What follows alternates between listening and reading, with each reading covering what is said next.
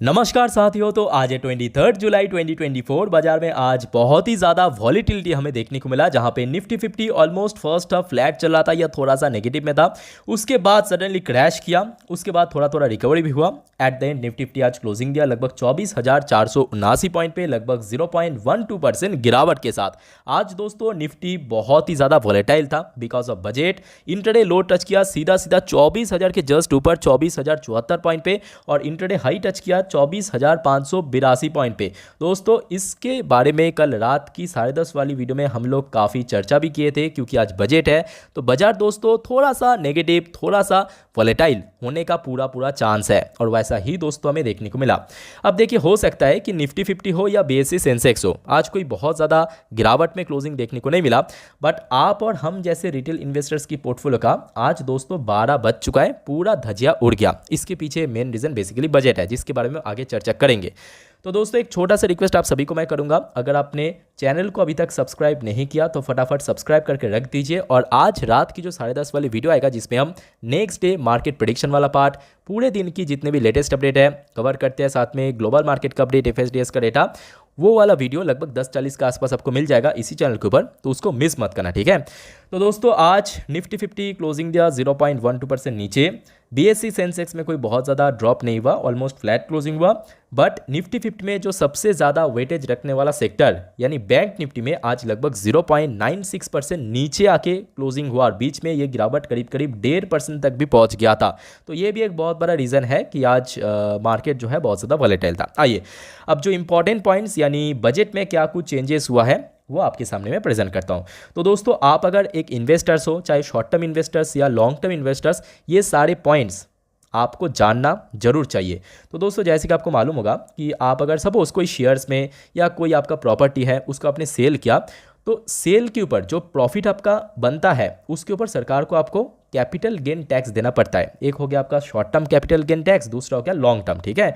तो यहाँ पे दोस्तों थोड़ा हाइक कर दिया, मतलब जो short term capital gain tax था उसको बढ़ा दिया गया। कितना बढ़ा दिया, ये देखिए, पहले था 15%, इस बार इंक्रीज करके 20% कर दिया। पहले आप देख लीजिए, उसके बाद मैं आपको अच्छे से समझा देता हूँ। उसके बाद देखिए, हाइक इन LTCG मतलब long term capital gain tax, ठीक है। पहले कितना था, 10% था, इस बार बढ़ा के 12.5% कर दिया, ठीक है। अब इसका मतलब क्या, जिनको नहीं मालूम थोड़ा सा मैं आपको आसान भाषा में समझा देता हूँ। तो दोस्तों ये हो गया आपका एक शेयर, ABC एक शेयर है, ठीक है। इसको सपोज आपने 8 महीने बाद सेल किया, कितने, 8 महीने बाद, ठीक है। तो पहले सरकार को आपको टैक्स देना पड़ता था, short term capital gain tax 15%, इस बार आपको देना पड़ेगा 20%। आज जो चेंजेस हुआ, सपोज यही सेम शेयर को किसी और इन्वेस्टर्स ने लगभग 1.5 साल बाद, कितना, 1.5 साल बाद सेल किया, ठीक है। तो उसका जो पहला 1 लाख रुपए, उसमें तो टैक्स देना नहीं पड़ेगा, उसके बाद 10% की टैक्स देना पड़ता था। आज से दोस्तों वो इंक्रीज होकर 12.5% हो चुका है। तो क्लियर हो चुका है। एक हो गया आपका long term capital gain tax, जो कि 10% से बढ़ के 12.5% हुआ, और short term capital gain tax 15% से बढ़ के 20% हो चुका है।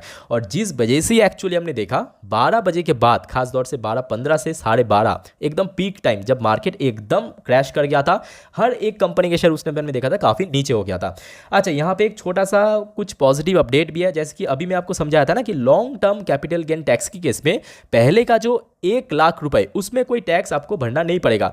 वो दोस्तों इस बार थोड़ा सा हाइक किया, मतलब थोड़ा सा इंक्रीज करके 1,25,000 रुपए किया। मतलब पहले जो आपको 1 लाख रुपए के ऊपर कोई टैक्स देना नहीं पड़ता था, वो अभी 1,25,000 हो चुका है। तो मतलब पहला जो आपका 1,25,000 रुपए, उसके ऊपर आपको कोई टैक्स देना नहीं पड़ेगा। चौथा जो इंपॉर्टेंट यहाँ पे चेंजेस किया, एसटीटी दोस्तों वेरी इंपॉर्टेंट, मतलब सिक्योरिटी ट्रांजैक्शन टैक्स। और इस बेसिस पे बाजार बहुत ज़्यादा आज हेडवाइंड लगा और काफ़ी हद तक नीचे पहुंच गया। बट हाँ, इसका बहुत ज़्यादा बेनिफिट आपको उस टाइप की कंपनी को मिलेगा जो कि इक्विटी मार्केट के ऊपर, म्यूचुअल फंड के ऊपर अपना सर्विस देते हैं। जैसे कि एंजल वन आपने देखा, उस टाइम पे एकदम से स्पाइक किया। मोतीलाल ओसवाल को आप देख लीजिए, CDSL को आप देख लीजिए, सारी शेयर कहीं ना कहीं आज काफ़ी ज़्यादा पॉजिटिव में क्लोजिंग दिया। अब आप पूछेंगे कि सरकार ऐसा क्यों किया, तो दोस्तों यहाँ पे क्लियरली मेंशन किया, जो एक्चुअली FNO सेगमेंट के ऊपर इतना ज़्यादा गैम्बलिंग होता है, यहाँ पे आप देख सकते हो क्लियरली मेंशन किया, STT हाइक ऑन FNO। तो इतना ज़्यादा गैम्बलिंग होता है, छोटे मोटे इन्वेस्टर्स बिना किसी सोचे समझे उसमें पैसा इन्वेस्ट कर देते हैं। तो इस पर्पस दोस्तों इसको हाइक किया, ठीक है। और पांचवा जो इंपॉर्टेंट यहाँ पे चेंजेस हुआ है, बाईबैक टैक्स। तो बाईबैक के अंदर दोस्तों पहले जितना टैक्स लगता था उसको इस बार हाइक कर दिया, ठीक है। तो कहीं ना कहीं देखा जाए ये सारे चेंज होने के बाद एक्चुअली मार्केट इस चीज़ को उतना पॉजिटिवली नहीं लिया और थोड़ा सा नीचे आके क्लोजिंग दिया, ठीक है। बट एट द एंड देखिए मैं कहूँगा क्योंकि पीएसयू सेक्टर में स्मॉल कैप और मिड कैप सेक्टर में काफ़ी ज़्यादा हेडवाइन लगा, तो हो सकता है कि आपकी पोर्टफोलियो आज बहुत ज़्यादा नीचे आके क्लोजिंग दिया, ठीक है। देखिए सेम यहाँ पे टॉपिक कोई अलग अलग मीडिया वेबसाइट ने कवर किया, मैंने आपको दिखा था अभी इकोनॉमिक टाइम की, यहाँ पे आप देख सकते हो लाइव बेंट भी। अच्छा, अब बात करेंगे मोस्ट इंपॉर्टेंट, जो बहुत ज़्यादा उम्मीदें था कि रेलवे सेक्टर में कुछ बहुत बड़ा अनाउंसमेंट होगा, और सबसे बुरी बात यह है कि आज रेलवे सेक्टर की इवन नाम तक भी नहीं लिया, है ना। आपने अगर देखा होगा आज पूरा जो बजट का सेशन था ऑलमोस्ट 1.5 से 2 घंटे का, उसमें एक बार भी दोस्तों रेलवे सेक्टर के इवन नाम तक भी नहीं लिया। जैसे कि आप देख सकते हैं क्लियरली मेंशन किया budget 2024, no mention of railways in FM, मतलब finance minister speech, but budget document show allocation for new lines, gauge conversion and more. तो बेसिकली हो सकता है कि आज रेलवे सेक्टर से रिलेटेड कोई भी अपडेट नहीं हुआ आपके बजट के दौरान, बट दोस्तों यहाँ पे जो डेटा के अनुसार देखा गया कि रेलवेज के लिए एक अच्छा खासा एलोकेशन रखा गया है, जिसका इंपैक्ट आपको आगे आने वाले टाइम पे जरूर देखने को मिलेगा। उसके बाद आ जाता है आपके डिफेंस सेक्टर। डिफेंस सेक्टर जो प्रीवियस बजट यानी आपकी इंटरिम बजट में एलोकेशन था यानी 6.21 लाख करोड़, उसको ही दोस्तों रिटेन किया, मतलब उसको ही कंटिन्यू रखा, कोई भी यहाँ पे चेंज नहीं किया, जिस वजह से आज हमने देखा कि डिफेंस सेक्टर में भी एक अच्छा खासा हेडवाइन लगा। और तीसरा दोस्तों हम बात करेंगे रिन्यूएबल एनर्जी सेक्टर में एक अच्छा खासा इंक्रीजिंग देखने को मिला, जो कि अच्छी बात है। ये देखिए government allocate 19,100 crore to new and renewable energy sector. मैं आपको एक बार शेयर करना चाहूँगा कि पहले कितना था, पहले आप देख लीजिए। ये देखिए फाइनेंशियल 24 पे ये जो एलोकेशन था लगभग 7,848 करोड़, और इसी साल अब थोड़ा मतलब सोच के देखिए, 1 फरवरी जब इंटरिम बजट पेश किया गया था तब एलोकेशन रखा गया था 12,850 करोड़ का। इस बार और ज़्यादा बढ़ा के 19,100 करोड़ के एलोकेशन रख दिया रिन्यूएबल सेक्टर को, ठीक है। तो जिसके चलते आज हमने देखा कि रिन्यूएबल सेक्टर में देखिए हो सकता है कि बहुत सारे शेयर में गिरावट में क्लोजिंग हुआ, बट इसके इंपैक्ट आपको आगे आने वाले टाइम पे डेफिनेटली देखने को मिलेगा समय के साथ साथ, ठीक है। बट आज पे दोस्तों एक बहुत बड़ा एक्चुअली एलोकेशन इंक्रीज हुआ है एजुकेशन सेक्टर की ओर, तो जिसके चलते आज हमने देखा कि NIIT जैसे शेयर्स, ठीक है, जो इंस्टीट्यूशनल कंपनीज है उसके अंदर बहुत अच्छा हमें इंक्रीज देखने को मिला। ऑलमोस्ट 1.20 लाख करोड़ की दोस्तों बजट की एलोकेशन मिला एजुकेशन सेक्टर को, ठीक है। तो ये कुछ चेंजेस वगैरह हुआ है, कुछ इंपॉर्टेंट पॉइंट्स आपके सामने प्रेजेंट किया। अच्छा, बात करेंगे ग्लोबल मार्केट में क्या हालचाल है। तो देखिए कल रात को हमने देखा था डॉ जोन्स के अंदर 0.32% गेनिंग के साथ क्लोजिंग हुआ था। दूसरी ओर में नैस्डैक में काफ़ी अच्छा मूवमेंट था, जिसके चलते आज IT सेक्टर मैं बोलूँगा खास तौर से कैसे भी करके ना मार्केट को बचा लिया, सीरियसली बोलो बचा लिया। बिकॉज देखिए बैंकिंग सेक्टर तो थोड़ा बहुत फॉर्म मतलब बाहर फॉर्म में था। बाकी दोस्तों डॉ जोन्स की फ्यूचर की बात करें, आज सुबह सुबह थोड़ा सा नीचे था, उसके बाद थोड़ा सा रिकवरी हुआ। अभी आप देख सकते हो जो समय हुआ है डॉ जोन्स की फ्यूचर में 7.11% पॉजिटिव में और थोड़ा बहुत पॉजिटिव में चल रहा है, ठीक है। बाकी नैस्डैक फ्यूचर की बात करें, यहाँ पे भी ऑलमोस्ट फ्लैट मूवमेंट हमें देखने को मिला। तो ये सारी अपडेट मैं आपको आज रात की जो 10:30 वाली वीडियो आएगी इसी चैनल के ऊपर, उसमें आपको कवर अप कर दूंगा, ठीक है।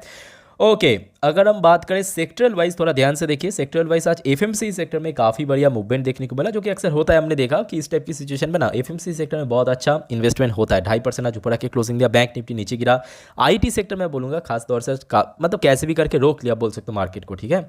उसके बाद ऑटो सेक्टर में आज थोड़ा सा पॉजिटिव में क्लोजिंग हुआ। बाकी देखिए आज micro cap, mid cap, PSE sector, pharma sector में आज थोड़ा सा गेनिंग देखने को मिला। Small cap, mid cap sector, Tata group हो, यहाँ पे थोड़ा सा बहुत मूवमेंट हुआ था। अदरवाइज देखिए कोई बहुत बड़ा मूवमेंट आज कहीं पे भी देखने को नहीं मिला, ठीक है। ओके, अब बात करेंगे कुछ इंडिविजुअल कंपनी की शेयर्स के बारे में, फटाफट देख लीजिए। बट उसके पहले दोस्तों अगर आपको वीडियो अभी तक अच्छा लगा, इन्फॉर्मेटिव लगा, प्लीज़ वीडियो को लाइक करके जरूर एनकरेज करना। ओके, तो सबसे पहले हम बात करेंगे निफ्टी 50 की टॉप 3 वेटेज वाली शेयर, जैसे कि HDFC बैंक 1.5% ऊपर आके क्लोजिंग दिया, 1.5% नीचे गिरावट के साथ क्लोजिंग दिया, तो इसमें भी एक बहुत बड़ा झटका लगा, जिसके कारण बैंक निफ्टी नीचे गिरा। रिलायंस इंडस्ट्री लिमिटेड 1% नीचे आके क्लोजिंग दिया। ICICI बैंक की शेयर भी आज 1% से ज़्यादा नीचे आके क्लोजिंग दिया।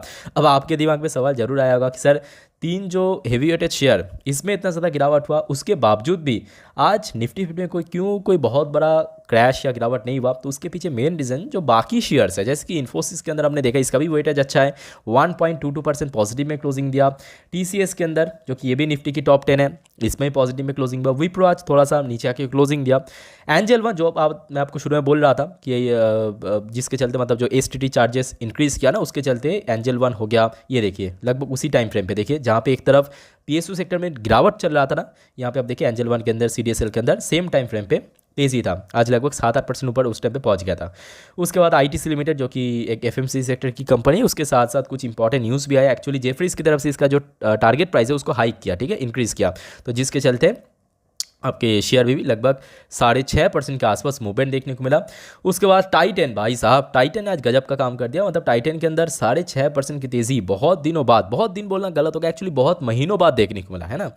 उसके बाद देखिए आपके रेलवे सेक्टर में खास तौर से आईआरएफसी, मतलब बीच में तो 18 से 19% दोस्तों, आपने आई डोंट नो आपने उस टाइम पे फॉलो किया या नहीं किया, बट आईआरएफसी का शेयर ना मैं आपको बताता हूँ, ये जो टाइम फ्रेम है 12:30 के आसपास 164 पे इंट्राडे लो टच किया। ज़रा सोच के देखिए 164 पे पहुंच गया था 164 पे। सेम टाइम पे हमने देखा आरबीएनएल, इरकॉन वगैरह में बहुत गिरावट हुआ। आज डिफेंस सेक्टर में भी काफ़ी गिरावट हुआ, ऑब्वियसली सेम वही बजट पर्पस, कोई बहुत ज़्यादा चेंजेस नहीं किया। आज देखिए रिन्यूएबल सेक्टर में एक अच्छा एलोकेशन मिला है, इंक्रीज भी हुआ, पर स्टिल देखिए क्योंकि देखिए पीएसयू सेक्टर की कंपनी और पीएसयू सेक्टर थोड़ा बहुत नेगेटिव में था, जिस वजह से चाहे आरईसी की बात करें, पीएफसी की बात करें, टाटा पावर की बात करें या इरेडा की बात करें, जितने भी देखिए रिन्यूएबल सेक्टर की शेयर है वो कहीं ना कहीं नीचे आके क्लोजिंग है। बट डोंट वरी, बिकॉज देखिए जैसे जैसे यहाँ पे इन्वेस्टमेंट बढ़ेगा ऑटोमेटिकली शेयर में भी तेज़ी आपको दिख जाएगा, ठीक है, रिकवरी चलेगा। बाकी जो कंज्यूमर ड्यूरेबल सेक्टर या आप बोल सकते हो कि मैन्युफैक्चरिंग सेक्टर में भी एक अच्छा खासा गिरावट देखने को मिला, चाहे वो डिक्सन हो सकता है, एम्बर हो सकता है। आज दोस्तों पोर्ट सेक्टर में खास करके एक अच्छा मूवमेंट हुआ, चाहे हम जेएसडब्ल्यू इंफ्रा की बात करें 2-3% ऊपर आकर क्लोजिंग दिया। अदानी पोर्ट की बात करें यहाँ पे भी लगभग 2.5 से 3% मूवमेंट ऊपर देखने को मिला। बाकी देखिए मैप माई इंडिया के अंदर आज बहुत अच्छा, मतलब आपकी जो न्यू लिस्टेड कंपनी है लगभग 8.5% ऊपर आके क्लोजिंग दिया, ठीक है। ओके, तो दोस्तों देखिए जितने भी इंपॉर्टेंट लेटेस्ट अपडेट था आपके साथ मैं शेयर कर लिया। बाकी अगर आपको कोई शेयर्स के बारे में, कोई टॉपिक के बारे में पूछना है मेरे से कमेंट करके बताइए। फिलहाल इस वीडियो को वाइंड अप करता हूँ। टेक केयर, बाय बाय, जय हिंद।